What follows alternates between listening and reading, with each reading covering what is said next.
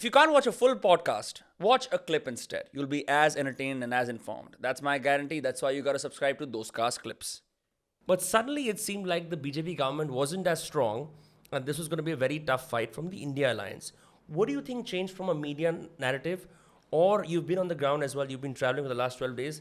ऐसा क्या बदला कि this election isn't exactly a clean sweep for the BJP government? This election will be a clean sweep for the India alliance, that I can tell you. And I'm not trying to pitch here, or I'm not trying to make an elevator pitch, because I've been on the ground. मैं देख रही हूँ कि लोग क्या कह रहे हैं.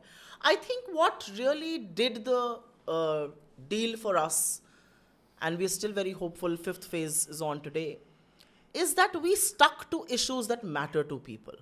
You know, you can fool some of the people some of the time, but not all of the people all of the time. And I think for the last 10 years, there was a very strong mandate that the BJP had. People had a lot of expectations. I think on expectations, as far as individual progress was concerned or individual's life was concerned, the needle didn't move. And people realize that now we are at the threshold of yet another general election. If we are not going to talk about a 45-year high unemployment or back-breaking high prices or the huge income inequality, I mean, Hindustan में लोग गरीब हो रहे हैं. ये एक मुद्दा है गांव में. आप छोटे शहरों में चले जाइए जो जिसको लोअर मिडिल क्लास फैमिलीज कहते हैं, they are finding it very tough to make ends meet. तो उसमें I think we stuck to issues on the ground. We had a lot of feedback. Rahul ji had done 2 yatras. One was the Bharat Jodo Yatra, where he walked from Kanyakumari to Kashmir. One was the yatra he did from Manipur to Mumbai. And I think our understanding of the election was that this election has to be fought on issues that matter to the people. Everything else is going to be a distraction, and which is what happened. If you see the 4 phases that have ended, actually 5 now. In the first phase, Mr. Modi kept talking about our manifesto, a 48-page manifesto, 15,329 words.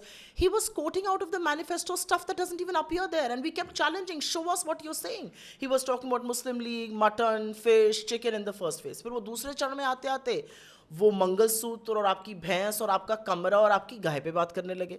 फिर तीसरे phase पर आते आते वो अडानी अंबानी को भी स्वाहा करने को तैयार हो गए. So one could figure out that he was rattled. And in the fourth phase, I think the fact that Mr. Modi had this moment of truth, जब उन्होंने बोला मैं हिंदू मुस्लिम नहीं करता हूँ, मैं सार्वजनिक जीवन में रहने योग्य नहीं हूँ. I mean, एक व्यक्ति जिसका पूरा वजूद ही हिंदू मुसलमान करके है.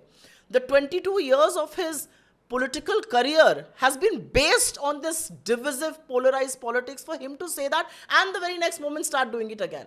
So I do believe Mr. Modi is a rattled man. I do believe he sees the writing on the wall. And I do congratulate the India Alliance, and particularly the Congress Party and the leadership, that we stuck to the issues that matter to the people.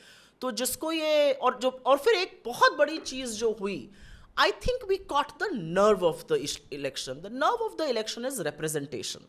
Whether it's representation of the young people, whether it's representation of women, whether it's representation of farmers, किसान, श्रमिक, युवा, महिला, और सबसे ज़्यादा विनम्र जो हम शायद ऐसे AC स्टूडियोज़ में बात नहीं करते हैं, representation of people जो हाशिए पर हैं, you know, people who are marginalized. We may not understand. It's very difficult for in my social circle also to sometimes make people understand कि दलित, पिछड़ा, आदिवासी होना या गरीब होना, अगर आप सामान्य वर्ग के भी हैं, even if you're a general caste, so called upper caste, poor person, कितना बड़ा प्रॉब्लम है आज इस देश में. Where is the representation? Where is their voice? Where are they in jobs? Where are they in judiciary? Where are they in media? Where are they in corporate India? So I think the fact that जातिगत जनगणना की हमने बात करी और 400 पार का जो नारा बीजेपी ने दिया, और फिर जैसे इनके कुछ लोगों ने सच बोल दिया कि हम संविधान बदलने वाले हैं, that turned the tide completely. People are willing to give you a chance. People may have given you a chance twice.